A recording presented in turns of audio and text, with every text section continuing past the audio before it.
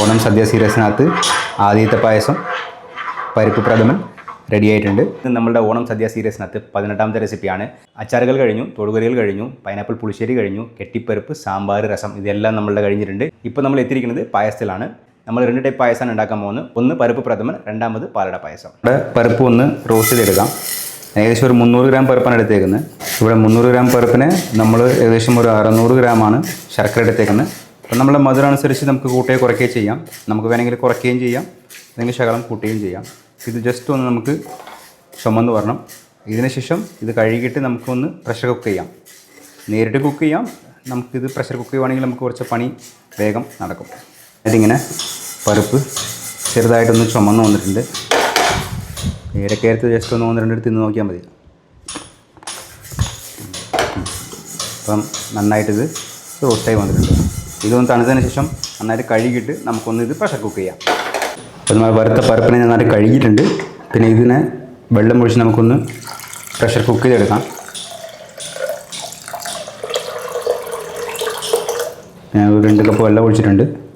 നമുക്കിത് ഒരു 3 whistle വെച്ചെടുക്കാം. First whistle high ഫയറിലും ബാക്കി 2 മീഡിയം ഫയറിലും.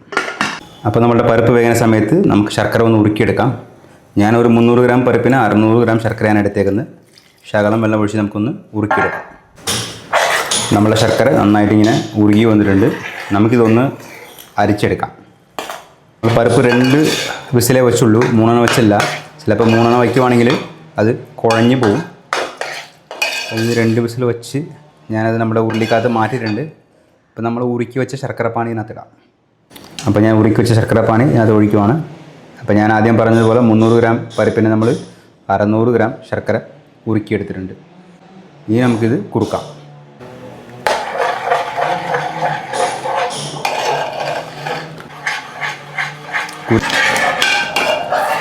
നമ്മൾ നമ്മുടെ പരിപ്പും ശർക്കരയും കൂടി നന്നായിട്ട് കുറുക്കിയിട്ടുണ്ട്. ഇങ്ങനെ വേണം. ഈ പറഞ്ഞതുപോലെ പകുതി നന്നായിട്ട് വെന്ത് കുഴഞ്ഞിട്ടുണ്ട്, പകുതി ഇങ്ങനെ തരിതരിയായിട്ട് നമ്മളുടെ പരിപ്പും കിടക്കുന്നുണ്ട്. പിന്നെ ഈ സമയത്ത് നമുക്കിതിനകത്ത് ശകലം ഏലക്ക പൊടിച്ചിട്ട് കൊടുക്കാം. ഏലക്ക ഓപ്ഷണലാണ്. പിന്നെ ഞാൻ 2 ടീസ്പൂൺ നെയ്യും കൂടി ഇട്ട് കൊടുത്തിട്ട് ഒന്ന് കുറുക്കാം.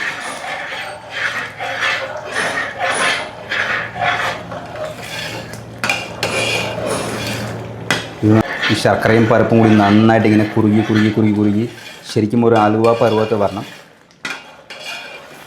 ഈ സമയത്ത് നമുക്ക് 3-ാം തേങ്ങാപ്പാൽ ഒഴിക്കാം. നമ്മൾ 3-ാം തേങ്ങാപ്പാൽ ഒഴിക്കുവാണ്. ഒന്നും കൂടി നന്നായിട്ട് നമുക്ക് കുറുക്കാം. നമ്മളുടെ പായസം ഒന്നുകൂടി കുറുകി വന്നിട്ടുണ്ട്.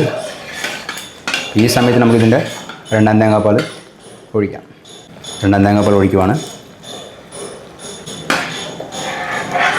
2-ാം തേങ്ങാപ്പാൽ ഒഴിച്ചതിന് ശേഷം നമുക്ക് ഒന്നും കൂടി കുറുക്കിയിട്ട് നമുക്ക് ലാസ്റ്റായിട്ട് നമ്മളുടെ 1-ാം തേങ്ങാപ്പാൽ ഒഴിച്ചിട്ട് പിന്നെ നമുക്ക് നമ്മുടെ കാഷ്യൂനട്ടും റൈസിനും ഒന്ന് വറുത്തിടാം. 1-ാം തേങ്ങാപ്പാൽ ഒഴിക്കാം. നമ്മളുടെ തിക്ക് തേങ്ങാപ്പാൽ 1-ാം തേങ്ങാപ്പാൽ ഒഴിക്കുവാണ്. 1-ാം തേങ്ങാപ്പാൽ ഒഴിച്ചിട്ട് നമുക്ക് തിളപ്പിക്കരുത്, ഓഫ് ചെയ്യണം. ഓഫ് ചെയ്തിട്ട് ജസ്റ്റ് ഒന്ന് മിക്സ് ചെയ്താൽ മതി. നമ്മളുടെ പായസം കൺസിസ്റ്റൻസിയും കിട്ടും.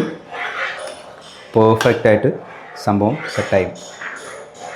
സ്ഥലത്ത് നമുക്ക് 2 തേങ്ങാപ്പാൽ മാത്രമേ ഒഴിക്കത്തുള്ളൂ, 2-ാം തേങ്ങാപ്പാലും 1-ാം തേങ്ങാപ്പാലും. നമ്മളിത് എനിക്ക് എൻ്റെ സീനിയർ ഷെഫ്മാർ പഠിപ്പിച്ച് കൊടുത്ത ഒരു സ്റ്റൈലാണ് 3 തേങ്ങാപ്പാൽ ഒഴിക്കുന്നത്. നെയ്ക്കകത്ത് നമ്മുടെ കാഷ്യൂനട്ട് റൈസിനും വറുത്തിടാം.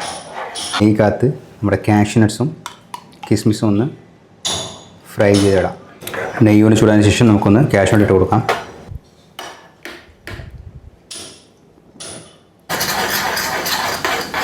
റൈസിന് ഇട്ട് കൊടുക്കാം. പിന്നെ ചില റെസിപ്പിക്കകത്ത് നമ്മുടെ തേങ്ങാക്കൂത്തുണ്ടല്ലോ, തേങ്ങാക്കൂത്ത് ഇടാറുണ്ട്. കാഷ്യൂനട്ടും കിസ്മിസ് മാത്രമാണ് വറുത്തിടുന്നത്. കാഷ്യൂനട്ടും കിസ്മിസും നമ്മളുടെ പായസത്തിൻ്റെ മേലിൽ ഇട്ട് കൊടുക്കാം. ഓണം സദ്യ സീരീസിനകത്ത് ആദ്യത്തെ പായസം പരിപ്പ് പ്രഥമൻ റെഡി ആയിട്ടുണ്ട്. ഇനി നാളെ നമുക്ക് പാലട പായസം ഉണ്ടാക്കാം. And always remember this, everybody can cook and everybody has to cook.